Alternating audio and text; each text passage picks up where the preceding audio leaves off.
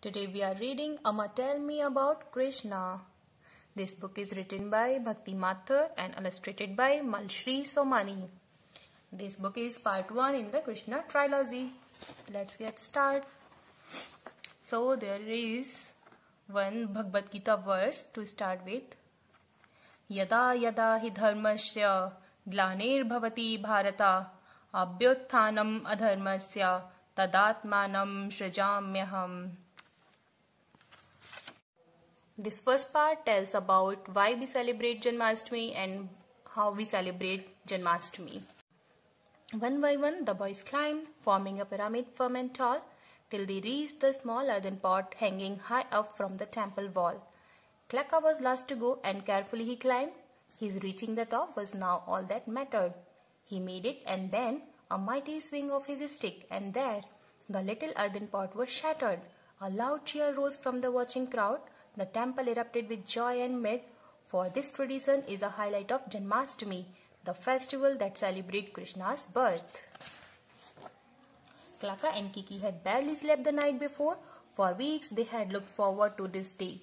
They reached the temple early in the morning, so much to do, a bit of work but mostly play.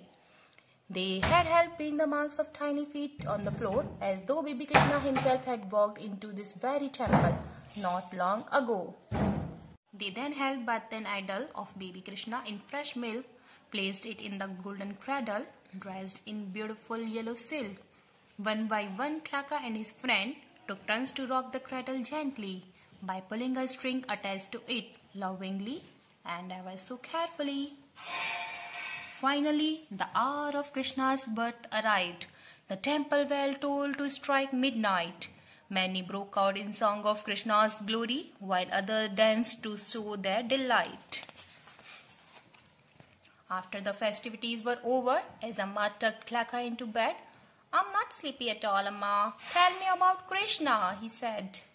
"All right, then listen carefully," said Amma. "My grandmother used to tell me this story about how Krishna was born and of his great deed and his rise to glory. Krishna was born on the monsoon's 8th day, and that is when every year we celebrate his birthday, which is called Janmashtami. For Janam means birth and Ashtami means 8. A long, long time ago, terror had come to the once great kingdom of Mathura. Ever since evil Kans usurped the crown from his father, the noble king Ugrasen, there was fear everywhere, destruction, death and pain. No good citizen was safe under the wicked Krishna's evil reign. Desperate, the people turned to the god Vishnu, prayed to him to bring Kansa's reign to an end. Vishnu heard their prayer and thus proclaimed, "To end Kansa's rule, to earth I will descend." Soon after, as Kansa's sister Devaki was wedded to the noble king Vasudeva, a stroke of lightning flashed through the sky, and a voice spoke out a prophecy so grave. "Listen, O wicked Kans, know that your end is near. The 8th child of Devaki will kill you and rid Mathura of your reign of fear." On hearing this, Kansa seized Devaki, drew his sword and raised it to kill her. "My end will never come," he said, "if I kill you now, my little sister." Vasudeva pleaded with him. "Kansa, spare your sister's life," he said. "I promise I will hand you our children. Do with them what you please instead." Kans agreed, but had Devaki and Vasudeva chained and locked up in the dark prison cell. The first 7 children were taken on birth. For the poor parents, it was time like in hell. Finally, it was time for the 8th child's birth. But what were Devaki and Vasudeva to do? Kansa has doubled the guard on watch, but how could the prophecy come true? Then on the monsoon's 8th day, at the very stroke of midnight, a beautiful baby boy was born to Devaki, lighting up the prison with a godly light. A divine voice rang out and said, "Vasudeva, your troubles are at an end. Take this child across the Yamuna river to Gokul, where lives Nand, your friend." Lo and behold, Vasudev's chain came undone. The prison lock fell open on their own instant. The guards fell to the ground in a deep sleep. A light appeared to mark Vasudev's path ahead. In wonder, he picked up the baby and walked out into the stormy night. He reached the Yamuna, but how could he cross?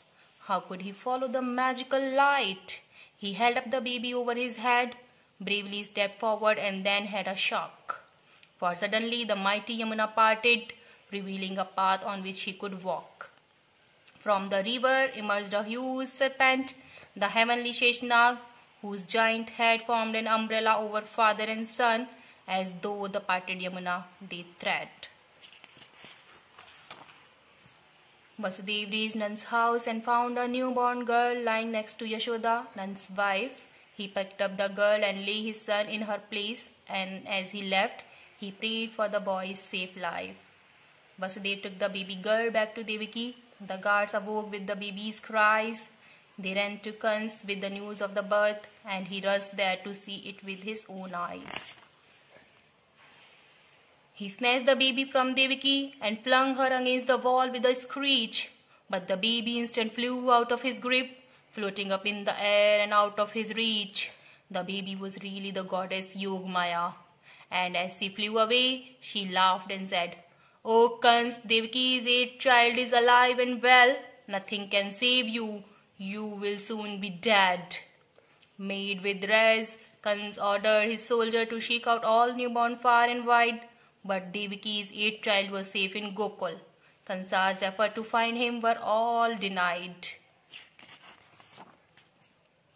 When Yashoda woke the next morning, she took the sleeping boy to be her son. She fell deeply in love with him that instant, naming him Krishna, one who attracts everyone. Indeed, baby Krishna turned out to be so, casting a spell on all who set eye on him. The villagers of Gokul rejoiced in his birth, ready to pander to his every whim. So that, my dear Klaka and Kiki, is the story of how Krishna came to be. Wait for another time to find out whether he could fulfill the divine prophecy.